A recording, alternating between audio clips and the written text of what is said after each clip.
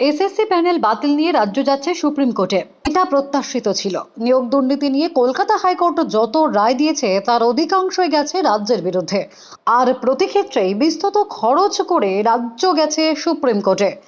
এই ক্ষেত্রেও তার ব্যতিক্রম হচ্ছে না। এসএসসি মামলায় সোমবার বেঞ্চের রায় দিয়েছে কলকাতা হাইকোর্টের। 2016 সালের সম্পূর্ণ প্যানেল বাতিল করার নির্দেশ দিয়েছে বিচারপতি দেবাংশু বসাকের ডিভিশন বেঞ্চ। শুধু তাই নয়, 1 মাসের মধ্যে 2016 সালের নিয়োগের পর থেকে পাওয়া সম্পূর্ণ বেতন ফেরত দিতে হবে চাকরি প্রার্থীদের, তাও আবার সুদ সমেত। সোমবার এমনই রায় দিয়েছে কলকাতা হাইকোর্ট। তারপরেই রাজ্য সরকারি স্তরে এই নিয়ে শুরু হয়ে গিয়েছে শোরগোল। যেগুলো আপলোড হয়নি সেগুলো এসএসসি ওয়েবসাইটে আপলোড করতে বলেছেন এবং রুল 17 ইনভক করে যে অ্যাপয়েন্টমেন্ট ক্যান্সেল সেটাও ভ্যালিড বলেছেন এবং 3 মাসের মধ্যে রিপোর্ট দিতে বলেছেন। অর্থাৎ ক্যাবিনেটের তৈরি যে সুপার নিউমেরিক পোস্ট সেটার বৈধতা নিয়েও কিন্তু যথেষ্ট প্রশ্ন চিহ্নের মুখে পড়ল এবং সেটাও কিন্তু সিবিআই তদন্ত হবে। প্রার্থী হিসেবে উঠে আসবেন যাদের পুনর্মূল্যায়নের ফলে যাদের যোগ্য প্রার্থী বঙ্গবন্ধ চাকরিও করছিলেন, নিশ্চয়ই রাজ্য সরকার, তখন যে রাজ্য সরকার থাকবেন, আমি আশা করছি নির্লজ্জ সরকার আজকেই পদত্যাগ করবে। আশা করতে পারি, আর কি করতে পারি। আমার ক্ষমতা থাকলে আমি তাদেরকে কান ধরে টেনে নামিয়ে দিতাম এই ক্ষমতা থেকে। সে ক্ষমতা আমার নেই। মানুষের আছে, জনগণের আছে। ভোট এসছে, ভোট এসে গেছে, আপনারা দেখতেই পাবেন ভোটে কি হয়। এর তো সুদূর প্রসারী প্রভাব পড়বে। দুটো যে আমাদের সম্প্রদায়, মূল সম্প্রদায় আছে হিন্দু এবং মুসলিম, বহু মুসলিম ছাত্রের চাকরি উনি হতে দেন, বহু। তারা আজকে রাস্তায় কেঁদে কেঁদে বেড়ায়। কেন এটা হবে? চাকরি ওনার ব্যক্তিগত সম্পত্তি। চাকরির টাকা কোথা থেকে আসে? চাকরির টাকা জেনে রাখুন, পশ্চিমবঙ্গ সরকারের থেকেও আসে না। চাকরির যে মাইনের টাকা আসে এটা সেন্ট্রাল গভর্নমেন্টের স্কিম থেকে আসে। সেই টাকা প্রবঞ্চনা করে আপনারা একদল লোককে চাকরি বিক্রি করে দিয়ে তাদেরকে চাকরি করাচ্ছিলেন। লজ্জারও শেষ নেই আমাদের। এই ধরনের একটা প্রবঞ্চক একটা মন্ত্রিসভার আন্ডারে আমরা আছি। আজকে তো সুপার নিউমারি পোস্ট নিয়ে তদন্তের একটা রাস্তাও খোলা রইল। সুপার নিউমারি পোস্ট নিয়ে আমি ডেকে পাঠিয়েছিলাম একে, আপনাদের তখন যিনি চিফ সেক্রেটারি ছিলেন, প্রিন্সিপাল সেক্রেটারি এডুকেশন ডিপার্টমেন্ট, তিনিও একটি চূড়ান্ত ভালো লোক, কোট আনকোট। আমি যখন রায় দিতে যাচ্ছি তখন একজন এসে আমাকে জানালেন যে আজকে সকালেই তাদের একজন আইনজীবী সুপ্রিম কোর্টে গিয়ে একটা স্থগিতাদেশ এনেছেন। নাহলে সেদিনই তাদের 12টা বেজে যেত। তাহলে এই যে এতদিন ধরে টালবাহানা আরো কঠোর হয়েছে, ডিভিশন বেঞ্চ আরো কঠোর হয়েছে। যতটা কঠোরতা আমি দেখাতে পারিনি, এবং আমি মনে করছি ডিভিশন বেঞ্চ অত্যন্ত উপযুক্ত কাঠিন্যের সঙ্গে সব দিক বিচার করে একটা রায় দিয়েছে, এবং এতে আমি অত্যন্ত আনন্দিত। তবে আজকে আনন্দ প্রকাশের দিন নয়, কারণ এই জোচ্চোরদের অধীনে আমরা আর থাকতে চাই না। আদালত বলেছেন সুদ সমেত টাকা ফেরত দিতে হবে যারা অবৈধভাবে চাকরি পেয়েছে। আমি সবার উদ্দেশ্যে বলছি, গোটা রাজ্যের যাদের কাছে এই খবর গিয়ে পৌঁছচ্ছে, আপনাদের উদ্দেশ্যে বলছি, যে তৃণমূলের নেতাদেরকে টাকা দিয়েছিলেন তাদের বাড়িতে যান, গিয়ে টাকা চান। এক্ষুনি অবিলম্বে আজ বিকেলের মধ্যে, আজ রাতের মধ্যে যে তৃণমূলের নেতাকে টাকা দিয়েছিলেন, ব্লক স্তরের নেতা, জেলা স্তরের নেতা, রাজ্য স্তরের নেতা, যে নেতাকে টাকা দিয়েছিলেন তার বাড়িতে যান, তার বাড়িতে গিয়ে টাকা চান। যদি টাকা দেয় তো ভালো, যদি টাকা না দেয় যা করণীয় তাই করতে হবে। তার কারণ এই টাকা সাধারণ মানুষজন ঘটি বাটি বেচে জমি বাড়ি সব বন্ধক দিয়ে এই টাকা তৃণমূলের লোকজনকে দিয়েছিল। অবিলম্বে এই টাকা নেওয়ার জন্য তৃণমূলের লোকজনের বাড়ি ঘেরাও করুন। অভিষেক হচ্ছে একটা চোর। সেই চোর কাকে 1 নম্বরই 2 নম্বরই বলবো, ওর কোনো মূল্য আছে? চোর যে আছে সে তো সাধুকে গালি দেবেই, যে সৎ তাকে তো অসৎ গালি দেবেই। তো অভিষেক ব্যানার্জি এক চরম অসৎ, মমতা ব্যানার্জি অসতেরও রানী, যার জন্য মমতা ব্যানার্জির এই এসএসসি দুর্নীতির পর পদত্যাগ করা উচিত। আমি রায়ের কপি এখনো হাতে পাইনি। রায়ের কপি দেখে আরও নির্দিষ্টভাবে বলতে পারবো। তবে এসএসসির সঙ্গে আমার প্রাথমিক কথা হয়েছে। এসএসসি যা আমায় যা রিপোর্ট দিয়েছে তার মোতাবেক আমি বলতে পারি যে বোধহয় শিক্ষক এবং অশিক্ষক সব মিলিয়ে 1004-5-এর বিরুদ্ধে অভিযোগ ছিল। তা প্রায় 26,000-এর চাকরি গেল, অর্থাৎ যারা যোগ্য, মানে প্রায় 19,000 যারা যোগ্য আছে তাদের চাকরি গেল। অথচ এসএসসিকেই মাননীয় বিচারপতি বলছেন যে টেন্ডার প্রক্রিয়া ডেকে নতুন নিয়োগ প্রক্রিয়া চালু করতে এবং এদের যারা যেটা ওএমআর শিট আছে তার রি-ইভ্যালুয়েট করতে। এখন আমি যেহেতু এসএসসি চাইছে এবং আমরা আইনি পরামর্শ নেব যে এর বিরুদ্ধে, এই রায়ের বিরুদ্ধে আমরা সুপ্রিম কোর্টে যেতে পারি কি না। কেননা একজন জনপ্রতিনিধি হিসেবে বলতে পারি, যদি 19,000 জন প্রায় যদি যোগ্য লোকের চাকরি চলে যায় তাহলে সেটা একজন জনপ্রতিনিধি হিসেবে আমি চিন্তার বলে মনে করি।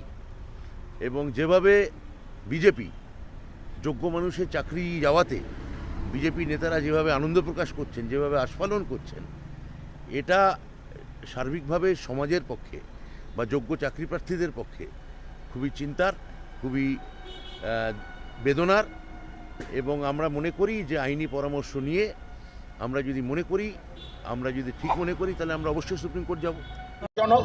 আমরা এর পুরো যে বিস্তারিত বয়ান সেগুলো এখনো পর্যন্ত আমাদের আইনজীবী যারা আছেন তারা খতিয়ে দেখছেন। যারা শিক্ষা দপ্তরে আছেন, এসএসসির আইনজীবী আছেন, সরকারের আইনজীবী যারা আছেন তারাও পুরোটা খতিয়ে দেখছেন। আমাদের পরিষ্কার বক্তব্য, কিছু ব্যক্তি কিছু ভুল করেছে, কিছু ব্যক্তি কিছু অন্যায় করেছে, আমরা সেই অন্যায়কে সমর্থন জানাচ্ছি না।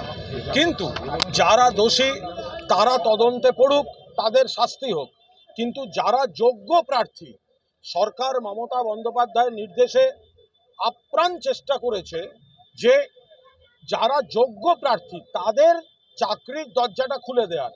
আমরা কখনো দুটো বিষয়কে মেশাতে চাইনি। যারা অন্যায় কাজ করেছে, অন্যায় করেছে, পাপ করেছে, আমরা তার নিন্দা করছি। কিন্তু যারা একসঙ্গে গোটা বিষয়টা নিয়ে রাজনীতি করছিলেন, আমরা বারবার বলেছি যারা অন্যায় করেছে তাদের শাস্তি হোক। কিন্তু যারা যোগ্য প্রার্থী, যাদের কোনো ভুল নেই, তাদের জন্য যেন চাকরির দরজা বন্ধ না হয়। এবং রাজ্য সরকার এই মর্মে তাদের পরিকল্পনা হাইকোর্টকেও জানাবার চেষ্টা করেছে, বারবার মানে তাদের সাবমিশনে রেখেছে। কিন্তু যেভাবে সকলের জন্য একটা অনিশ্চয়তা তৈরি করা হলো, এবার আইনজীবীরা ঠিক করবেন, সেটা তাদের ব্যাপার, আমার বলার অথরিটি নেই যে এই রায়ের প্রেক্ষিতে তারা সুপ্রিম কোর্টে যাবেন কি যাবেন না, পরবর্তী পদক্ষেপ কী হবে তারা দেখবেন। এর আগে আমরা দেখেছি ত্রিপুরায়, অন্য রাজ্যেও দেখেছি, ত্রিপুরাতে বাম জমানায়, সিপিএম জমানায়, ত্রিপুরা কত ছোট রাজ্য, আমাদের বড় যে দুটো জেলা, 1.5খানা জেলার মতো হবে, সেখানে 10,000-এর প্যানেল বাতিল হয়েছে এই ভুলভ্রান্তির কারণে। কত ছেলে মেয়ে বিপদে পড়েছে। তো এখন এই জায়গায় দাঁড়িয়ে আমরা বারবার বলছি যে যোগ্যদের চাকরির দরজাটা খুলে রাখা হোক। আদালতের রায় কিন্তু যোগ্যদের প্রতি সুবিচার হয়নি। আচ্ছা, আজকে যে আমি প্রেস কনফারেন্সটা ডেকেছি তার কারণ আপনারা জানেন, আপনারাও আমাকে অনেকেই ফোন করেছেন। আজকে মহামান্য কলকাতা হাইকোর্টে আমাদের 2016 সালের যে নিয়োগ, সম্পূর্ণ নিয়োগ, অর্থাৎ class 9, 10, 11, 12, group C, group D, এই প্রত্যেকটি নিয়োগের ব্যাপারে যে মামলা চলছিল, যে বিভিন্ন অভিযোগ ছিল, তার রায় বেরিয়েছে। আপনারা ব্যাকগ্রাউন্ডটা সবাই জানেন যে প্রথমে কলকাতা হাইকোর্টের সিঙ্গল বেঞ্চ, তারপরে ডিভিশন বেঞ্চ, সুপ্রিম কোর্ট, এবং সুপ্রিম কোর্ট থেকে গত 9ই নভেম্বর 2023 বিশেষ বেঞ্চ এটা ফেরত আসে কলকাতা হাইকোর্টে, এবং সেই বেঞ্চ আজকে রায় দিয়েছে। রায় যেটা দিয়েছে সেটা হচ্ছে যে সম্পূর্ণ নিয়োগ বাতিল, অর্থাৎ যারা আমাদের সুপারিশ পেয়েছিলেন, নিয়োগ পেয়েছিলেন, তাদের অনেকেই তো চাকরি করছিলেন, হয়তো কেউ কেউ জয়েন করতে পারেননি, প্রত্যেকটি নিয়োগই মহামান্য আদালত বাতিল করেছে। তা আমার আগে প্রেস কনফারেন্স ডাকবার উদ্দেশ্য এটাই যে আমরা অবশ্যই এই রায়ে খুশি নই এই মুহূর্তে, যে আমরা নিশ্চয়ই সুপ্রিম কোর্টে অ্যাপিল করব, মহামান্য শীর্ষ আদালতের কাছে আমরা অ্যাপিল করব। তবে এটা ঠিক যে রায়ের সম্পূর্ণ কপি না পেলে শুধুমাত্র ওই মৌখিক শুনে প্রচার মাধ্যমের কাছ থেকে শুনে, আমাদের অবশ্যই নিজেদের আইনজীবীর কাছ থেকে শুনে যতটুকু জানতে পেরেছি তার ভিত্তিতে বেশি মন্তব্য করার কোনো মানেই হয় না। কি গ্রাউন্ডে কেন কিভাবে অ্যাপিল করবো সেটা আমি এই মুহূর্তে কিছু বলতে পারবো না, বলবো না। এইটুকু বলতে পারি যে আমরা অবশ্যই শীর্ষ আদালতে আমরা অ্যাপিল করব। তার একটা কারণ আমরা আলোচনা করতেই পারি, সেটা হচ্ছে যে আমরা জানি যে এই নিয়োগ প্রক্রিয়ায় সিবিআই এর দীর্ঘ অনুসন্ধান চলেছে এবং সেটা প্রায় 1.5 বছর অনুসন্ধান চলেছে এবং এই 1.5 বছর অনুসন্ধানে কেন্দ্রীয় যে তদন্তকারী সংস্থা তারা কম বেশি 5,000 জনের ব্যাপারে তাদের যে সন্দেহ প্রকাশ করেছিল বা তাদের বক্তব্য ছিল যে এই 5,000 জনের নিয়োগ সেটা আইনসঙ্গতভাবে হয়নি। ফলে 5,000 জনের ব্যাপারে এবার আমাদের কলকাতা হাইকোর্টের এর আগেও 5,000 জনের সবার ক্ষেত্রে না হলেও বেশ কয়েকজনের ক্ষেত্রেই আমাদের কিন্তু সুপারিশপত্র বাতিল করবার নির্দেশ এসেছিল এবং আমাদের মাধ্যমিক বোর্ড তারাও কিন্তু নিয়োগপত্র বাতিল করেছিল। তা কিন্তু এবারে যেটা ঘটলো যে ওইটাতে অভিযোগ ছিল, সুনির্দিষ্ট অভিযোগ ছিল, সিবিআই তাদের তথ্য প্রমাণ সহকারে তাদের অভিযোগ জানিয়েছিলেন। আমরাও কিছু কিছু জিনিস খতিয়ে দেখে জানিয়েছিলাম। এর ভিত্তিতে মহামান্য হাইকোর্ট একটা সিদ্ধান্ত আগে নিয়েছিল, কিন্তু বাকি যে প্রায় 24,000 এবং তার থেকে 5,000 বাদ দিয়ে যে বাকি 19,000 তাদের ব্যাপারে যে কি অভিযোগ আছে, কি সুনির্দিষ্ট অভিযোগ আছে, এটা রায়টা পুরোটা না পড়লে আমি বুঝতে পারবো না। কিন্তু আপাত দৃষ্টিতে মনে হচ্ছে যে খুবই কঠোর একটি রায়, যে যেহেতু 5,000 জনের ব্যাপারে অভিযোগ আপাত দৃষ্টিতে যা জানতে পেরেছি সিবিআই রিপোর্ট থেকে এখনো, আর তার ভিত্তিতে যেহেতু 24,000 জনের পুরোপুরি নিয়োগ বাতিল হয়ে গেল, এর জন্য আমার মনে হয় যে আমাদের শীর্ষ আদালতের দ্বারস্থ হতে। সূত্রের খবর, এসএসসি রায় নিয়ে এবার সুপ্রিম কোর্টের দ্বারস্থ হতে চলেছে রাজ্য সরকার মনে করছে কেন্দ্রীয় তদন্তকারীদের সংস্থার তদন্তে যত সংখ্যক বেআইনি নিয়োগ এতদিন পর্যন্ত সামনে এসেছে সেই বেআইনি নিয়োগগুলি বাতিল করতে পারত আদালত। তা না করে 2016 সালের সম্পূর্ণ প্যানেল বাতিলের নির্দেশ কেন? 2016 সালের পুরো প্যানেলেই বাতিলের নির্দেশ দিল আদালত। এখানেই শেষ নয়, সোমবার আদালতের তরফে নির্দেশ, টাকা ফেরাতে হবে বেআইনিভাবে চাকরি প্রাপকদের, সুদ সমেত টাকা ফেরাতে হবে তাদের। নাগরিক মহল বলছেন যে সুপ্রিম কোর্ট আপাতত স্টে দিলেও শেষ পর্যন্ত রায় কোন দিকে যায় তা দেখার জন্য সকলে অপেক্ষা করছে। Bureau report, D Bangla news.